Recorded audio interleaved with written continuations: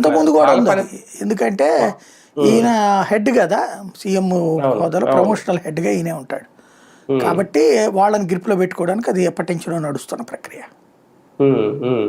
అంటే ప్రజా సంతృప్తి నిజంగా కొలమానం అని అనుకుంటే సంక్షేమంతోనే అది సాధ్యం అవుతుందా? సంక్షేమ పథకాలు అమలు చేస్తున్న వీటిని ప్రజల్లో తీసుకెళ్లడంలో ఎక్కడ లోపం జరుగుతుంది అనేది ఆయన వేస్తున్న ప్రశ్న. అది కలెక్టర్ల బాధ్యత, ఎమ్మెల్యేల బాధ్యత, మంత్రుల బాధ్యత, ఎక్కడ జరుగుతుంది అనుకుంటున్నారు లోపం?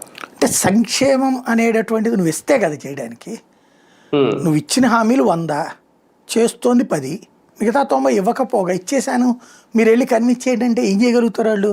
ఇప్పుడు ఒక ఎమ్మెల్యే వెళ్తాడు ఇళ్ళ దగ్గరికి, సార్ మా ఇంట్లో వీళ్ళకి పెన్షన్ లేదు, వీళ్ళకి పెన్షన్ లేదు, నాకు ఇల్లు లేదు, నాకు ఫీజు రియంబర్స్మెంట్ రావట్లేదు, నాకు ఈ రావట్లేదు అని చెప్తారు వాళ్ళు. ఏమని చెప్తాడు అతను సమాధానం? కలెక్టర్ ఏమని చెప్తాడు వాళ్ళకి సమాధానం? ఎలా కన్విన్స్ చేయగలుగుతాడు? ఆరోగ్యశ్రీ హాస్పిటల్ దగ్గరికి వెళ్ళమనండి, ఇప్పుడు చంద్రబాబు గారిని వెళ్ళమనండి, పర్ఫెక్ట్గా ఏమైనా ఉంది అని చూద్దాం. లేదు అన్నప్పుడు నువ్వేం చేయాలి? పరిష్కరించాలి. పరిష్కరించే పరిస్థితిలో ఉన్నదే ప్రభుత్వం, మరింత సాగదీస్తుంది. సమస్య ఎక్కడ వస్తుంది? అంటే ఇక్కడ నుంచి 3 నెలలకు ఒకసారి వీళ్ళ ముగ్గురికి పరీక్షలు తప్పదా? ఎమ్మెల్యేలకి, కలెక్టర్? ఇప్పుడేంటి ఆయన వచ్చినప్పటి నుంచి ఇదివరకైనా అంతే, ఇది ఇంతే. ఆయన తీరు మార్చుకోమని ఎవరు చెప్పినా నమ్మడు ఆయన.